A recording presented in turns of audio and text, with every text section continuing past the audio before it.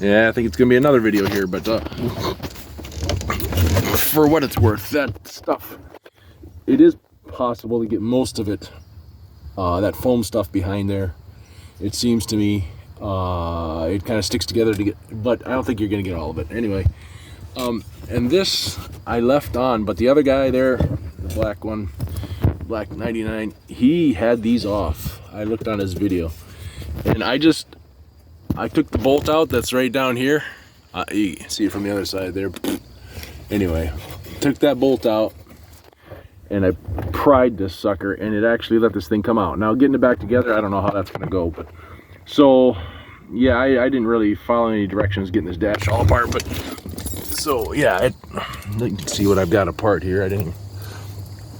That's that part there, goes there, that trim piece, you know, I've got all this stuff out of the middle, and the glove box is off, the middle section and the right side, and this of course is the center section. There's a video on that from, I think it's called VW Beetle or something. I actually bought the tools to take the radio out, $30 set for BMW, Mercedes, and Volkswagen. Anyway, so yeah, after breaking my little trim piece, after breaking off the corner there, this guy, I decided, because the other guy had an aftermarket, and that had a trim fascia that was, what do you call it?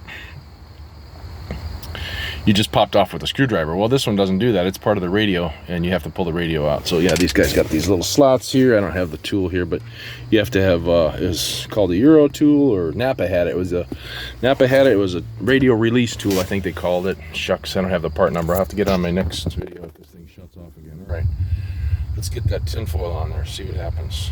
Duct tape, this garbage. All right, since we got this thing still on pause, I don't have to start a new video. Good gracious. Okay, so there's one piece in. The way I'm doing this is with, well, I'm taking my double-sided, I mean not double-sided, anyway, backing off. No, I'm trimming it to length with the backing on, roughly. A little bit long, and then sticking it up there, getting pretty close with the backing on. You know, to measure the length, you know, since the measurement tape is just worthless. Try to get in there. Okay, once I measure it to length, then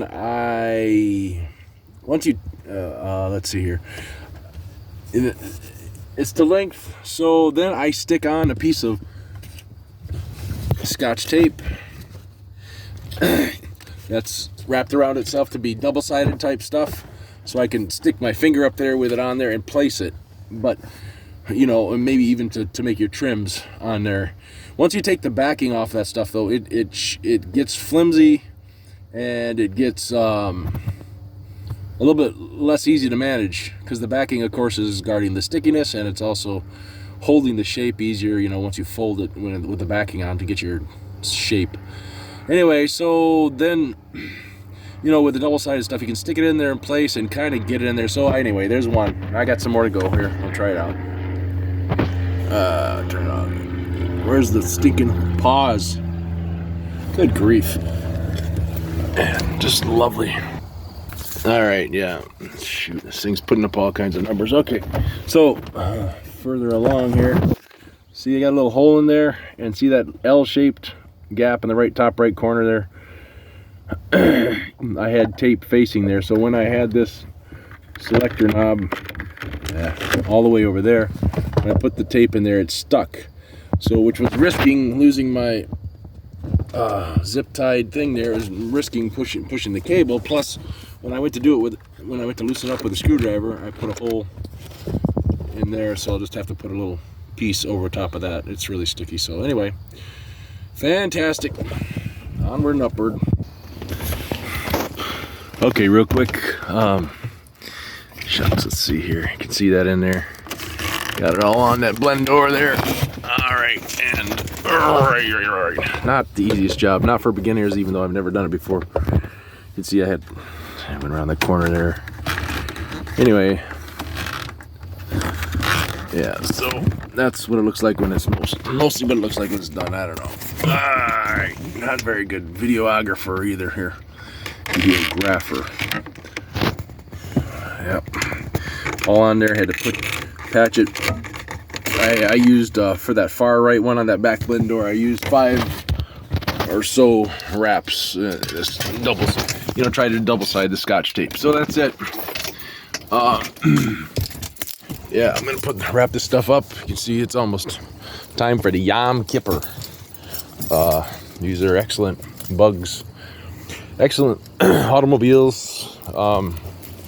Yeah, as far as being too much of an anti-Semite, for supporting the Volkswagen, because that was Hitler's thing. I didn't find out about that till later. After I bought the bug, somebody said, "Hey, Anyway, not trying to be one of those. What else? Put everything inside here, wrap it up. Yeah, not an easy job. Not a fun job. Oh, definitely you want to be, if you've got a small frame, small bones, you're shorter, got smaller hands, smaller fingers, this is probably going to be an easier job. If you got the big bone style going on, oh man, laying on your side, sticking that gear shift knob right there in your throat and everything else, it's just no fun. So I'm gonna wrap this stuff up here for now. Lock it up, wrap it up, call it good. I'd recommend one of these little guys if you've got money for parts,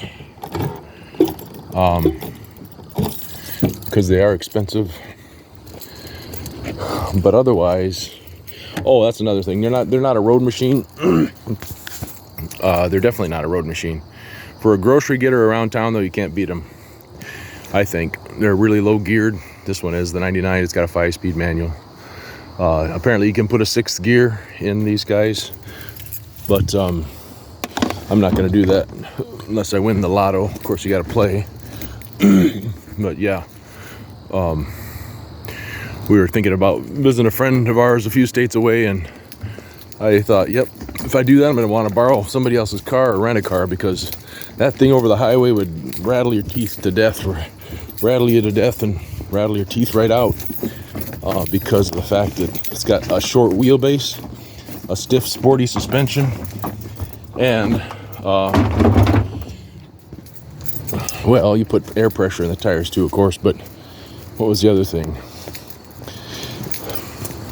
I guess that's it. And they just don't. They're not a Cadillac, so yeah, it's not a fun one. So yeah, a longer wheelbase and softer ride is what you want for on the highway. Oh, that's the third thing, is the RPMs. At 60 RPMs, this thing is turning $3,000 on the. I'm sorry, at 60 mile per hour, it's turning $3,000. 3,000 RPM at 60 miles an hour. So my tires might not be exactly right, but it definitely is not, something for getting out and racing. Now, if you like to rev high, then go for it.